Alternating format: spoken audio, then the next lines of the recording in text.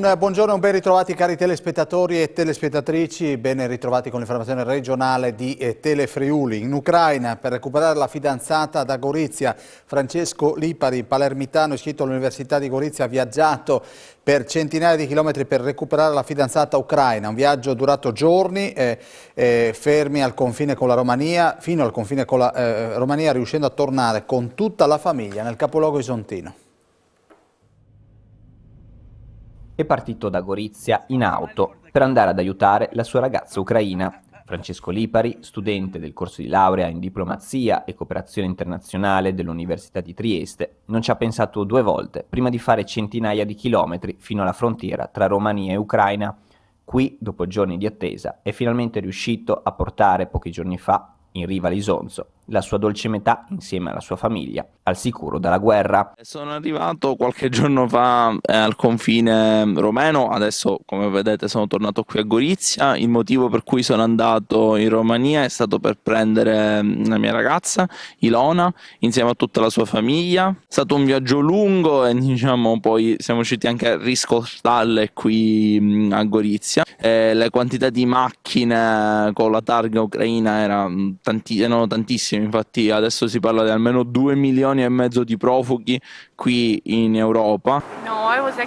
Quando Francesco mi ha detto che stava partendo dal confine con la Slovenia, ero furiosa perché non sapevo se avrei potuto lasciare il paese, né se potevo portare con me la mia famiglia.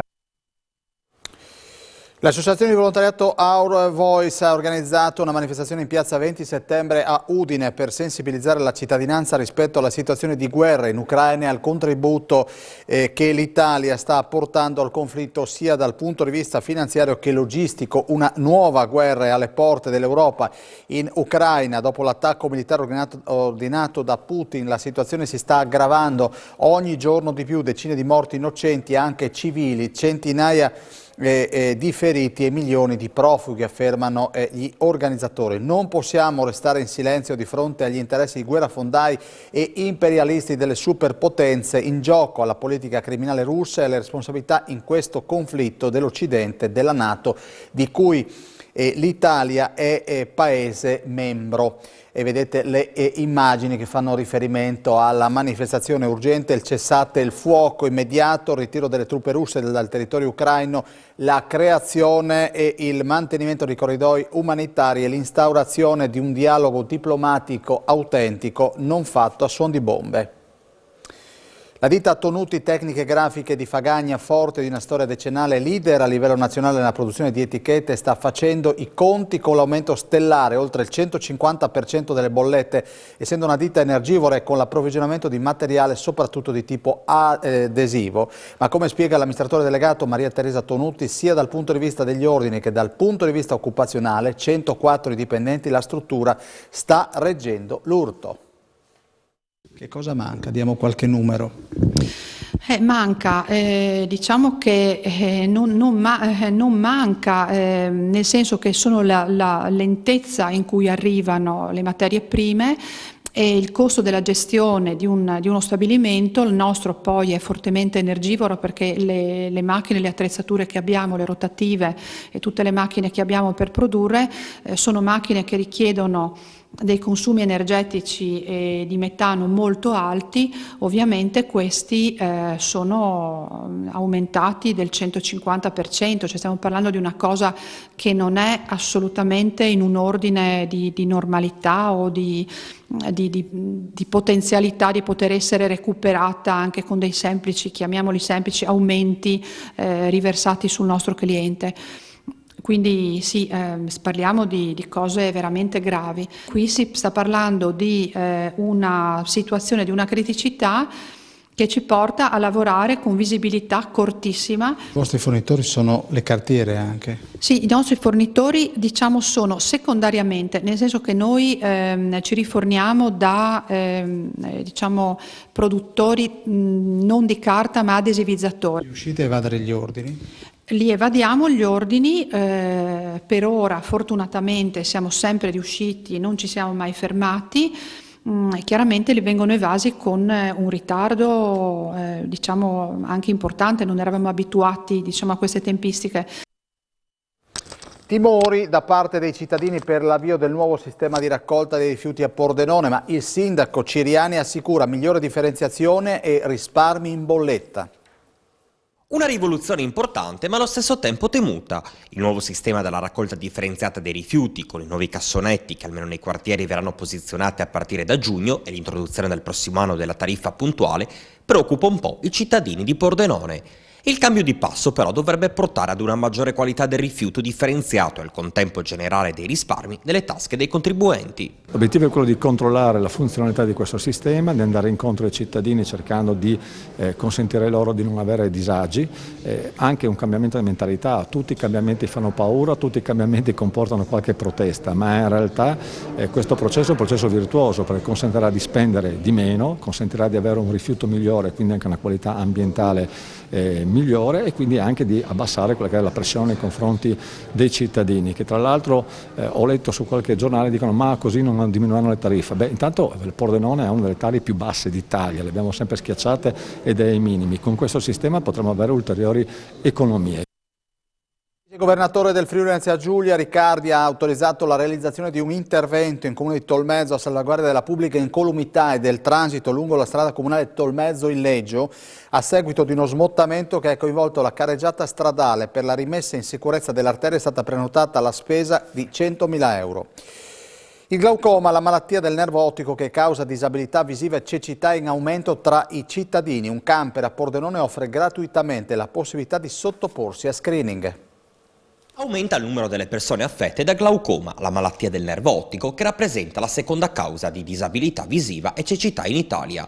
La fiera di Pordenone sta ospitando l'associazione IAPB che col suo camper offre gratuitamente a numerosi cittadini la possibilità di sottoporsi a screening. La fiera ci ospita gentilmente per poter fare screening e quindi fare l'esame del tono dell'occhio, che è fondamentale per prevenire e per diagnosticare il glaucoma. I numeri delle persone trovate positive al glaucoma non sono da sottovalutare. La settimana scorsa, sabato e domenica, abbiamo effettuato 211 controlli e il 5%, una dozzina, li abbiamo trovati positivi. E attualmente il 2% della popolazione dopo i 40 anni è affetta da glaucoma e non lo sa. Laura Morante, straordinaria interprete del teatro e del cinema italiano, conduce nell'universo più intimo del grande Astor Piazzolla, uno dei compositori contemporanei più eseguiti al mondo.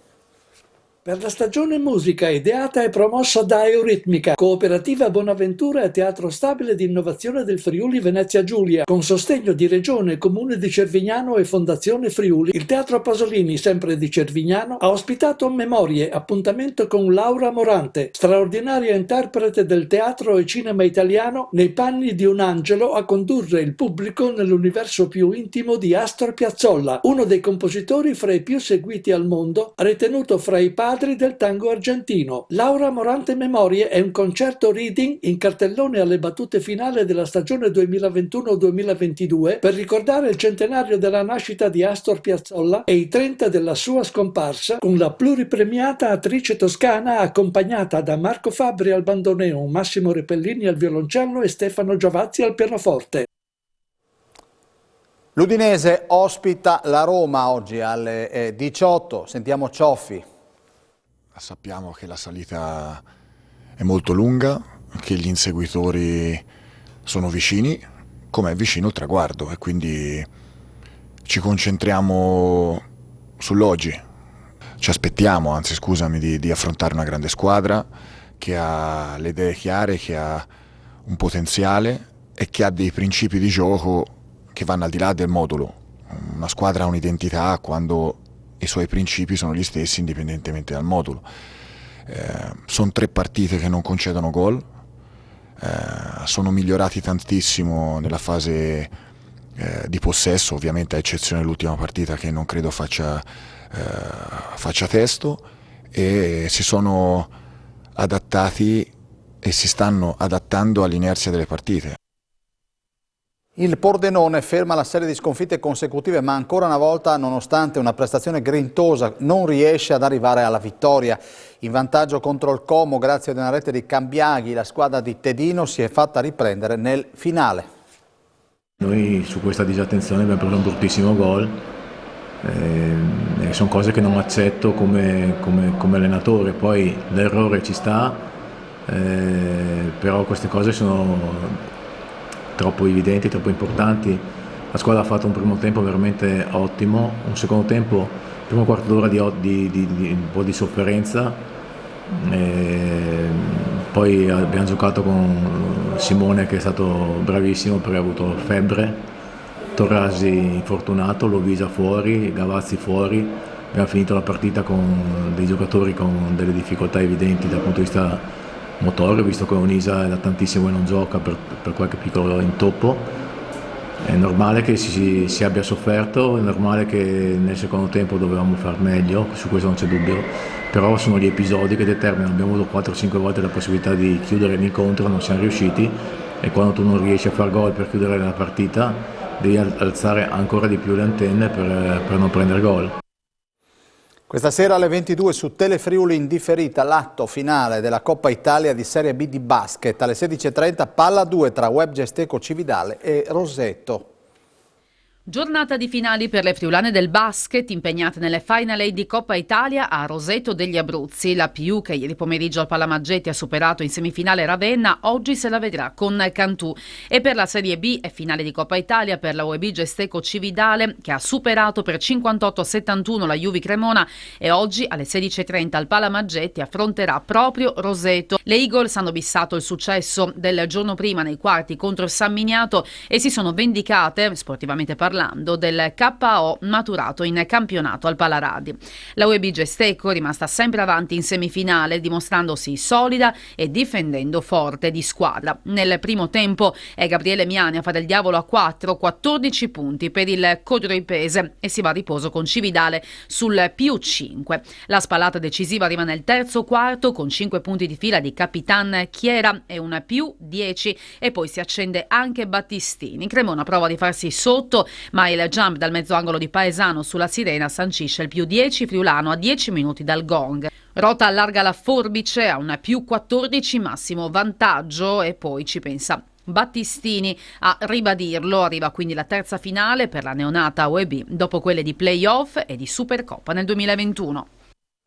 Bene, abbiamo concluso il nostro telegiornale, noi ci rivediamo più in là. Un saluto alla nostra formazione tecnica composta da Campigotto e Bassi in regia. Se dovete pranzare, buon appetito, arrivederci.